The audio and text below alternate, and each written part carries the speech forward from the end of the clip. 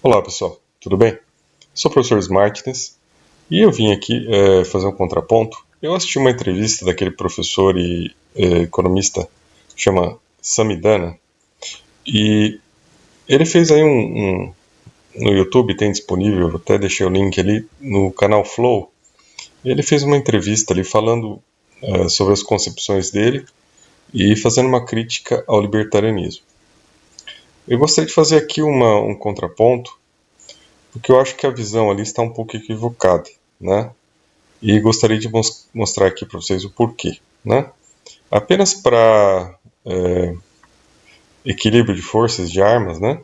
Gostaria apenas de dizer que também sou professor universitário, tenho doutorado em Direito das Relações Sociais, tenho pós-doutorado em Direito Econômico, né? Socioambiental, e tenho especialização em Direitos Humanos e Democracia pela Universidade de Coimbra, né? Doutorado pela Federal do Paraná, pós-doutorado pela PUC do Paraná.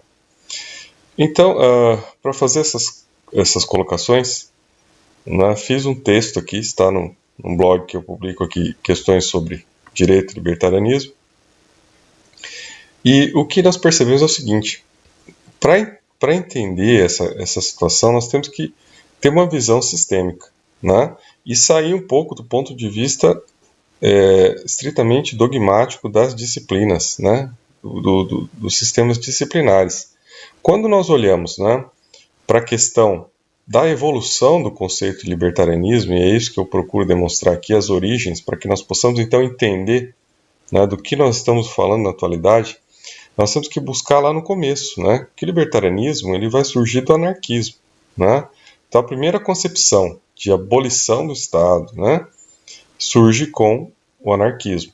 O anarquismo era um movimento que confrontava, né, o socialismo científico marxista, né? Então, numa época pré-revolucionária na Rússia, todas essas ideologias elas disputavam espaço, né? E elas, no caso, o anarquismo e o socialismo científico eram diametralmente opostas, né?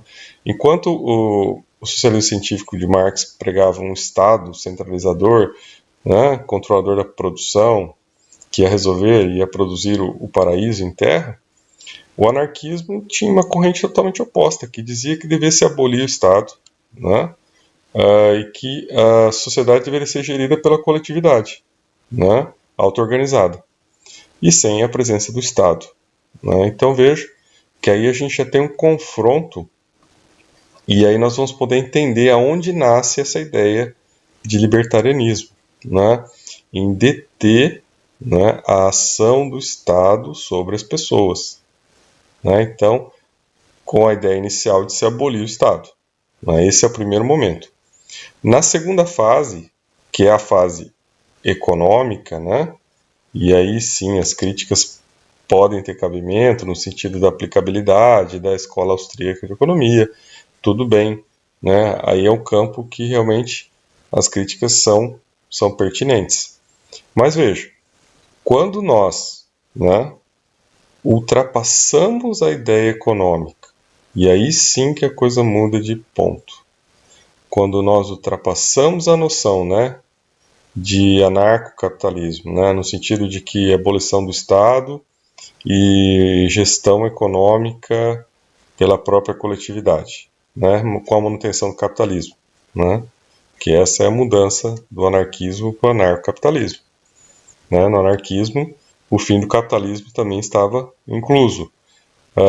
Aqui, no anarcocapitalismo, né, então, o próprio nome diz, o capitalismo permanece, ou a sociedade de mercado permanece. Né? E aí o Mises vai fazer a análise econômica perfeita de que você não tem uma sociedade sem preço, né? Sem estruturação de preço, e quanto a isso, eu não vejo nenhum outro teórico de economia criticar, até porque a razão está implícita na própria ideia. Né, e esse foi um dos motivos, né, da derrocada do modelo do socialismo científico. Bom, mas é isso, até aqui, tudo bem, estamos fazendo uma análise econômica. Né? Só que quando nós chegamos no terceiro estágio, né, da ideia de libertarianismo, nós saímos da economia e nós adentramos ao direito. E aí já é outra realidade, né?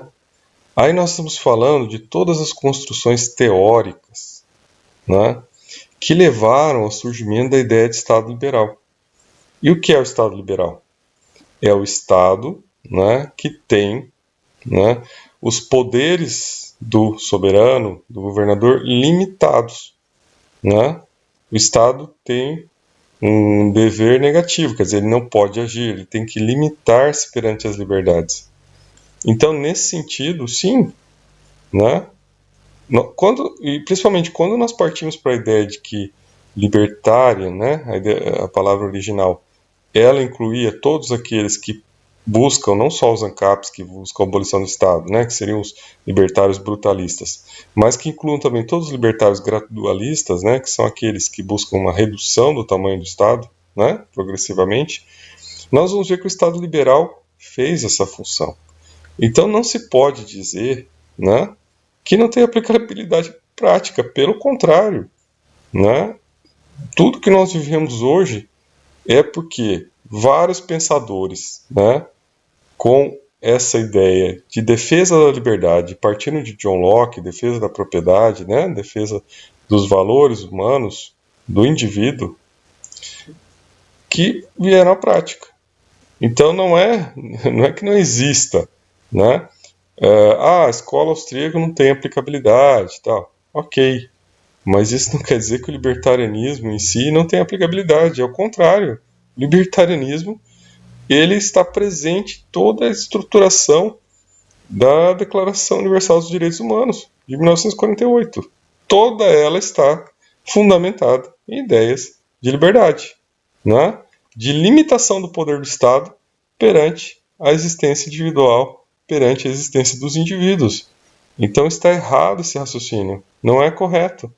Né?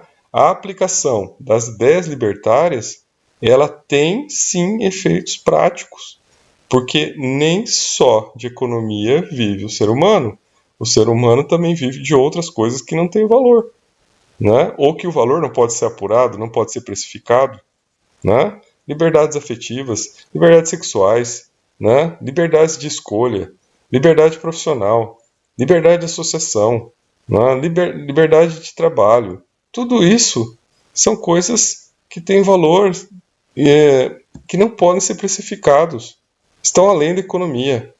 Então, é um erro querer dizer que o libertarianismo é algo só de adolescentes. E mesmo que fosse só de adolescentes, eles têm razão. Eles estão corretos. Não é porque eles não têm formação acadêmica ainda, né, que não estão corretos seu raciocínio. Seu raciocínio está plenamente correto. Eles defendem a liberdade e eles têm razão. Talvez eles não queiram entrar para um sistema econômico onde eles tenham que ser oprimidos a trabalhar 40 horas por semana. Talvez eles não queiram isso. Talvez eles queiram estar em outros modelos. Talvez o modelo de renda mínima seja muito libertário. Permita que a pessoa faça o que ela bem entender e que ela não precise ser oprimida em jornadas de trabalho. Talvez isso seja o que venha a acontecer. Talvez realmente vai chegar no momento em que não haverá empregos mais para todas as pessoas e vão ter que se criar modelos outros. Então a economia não é perfeita, os problemas estão aí, né? Os doutos econômicos nos trouxeram até a crise mundial que nós vamos estar vivendo daqui para frente, e não é problema de vírus, né? É outro problema de desequilíbrio econômico, né? Economias aí que existem porque a impressora é ligada. Então não vem com esse argumento de autoridade de que os libertários não se aplica porque a questão é econômica. Não é por aí. O libertarianismo ele vai além disso. Então, na esfera jurídica, sim, ele tem aplicabilidade prática e vai ter cada vez mais, porque é uma luta contra a opressão do Estado. E isso não tem negociação. Né? Isso faz parte da própria formação do direito liberal, né? Do direito civil, de todas essas bases. E nós chegamos ainda num quarto estágio, né? Num quarto estágio do libertarianismo que vai além disso, né? Que é quando você vai voltar-se para as questões do indivíduo, né, perante a sua própria realidade. Como que esse indivíduo pode libertar-se a partir do momento que ele tem realidades e liberdades qualificadas, né? E aí a gente já entra, né, em Amartya Sen, que já é um pesquisador que ganhou Prêmio Nobel de Economia, né? Prêmio Nobel de Economia. Então, vamos, né, colocar as coisas nos seus devidos níveis hierárquicos. E a partir dali, a gente tem a ideia da liberdade qualificada, a ideia do agente, né, que a partir do momento que você reduz o tamanho do Estado, mas que esse Estado garanta essas pessoas o mínimo para que elas busquem a sua própria liberdade, a sua própria existência. Nós não estamos mais aqui falando de um libertarianismo que quer acabar com o Estado. Nós estamos falando aqui do libertarianismo onde a pessoa, né, vá buscar a sua realização humana com a sua liberdade, que ela tenha espaço de realização e que ela não fique mais presa, né, a uma economia de mercado que a faça trabalhar, né, feito um escravo, né, feito um servo. Ela pode ter essa opção. Então ela pode fazer coisas que não tenham, né, uma precificação e que possam ser coisas que, dentro de um contexto talvez de liberdades qualificadas, onde exista um padrão de renda mínima, isso seja possível. Então é uma evolução aqui do pensamento libertário que vai além dessa questão econômica.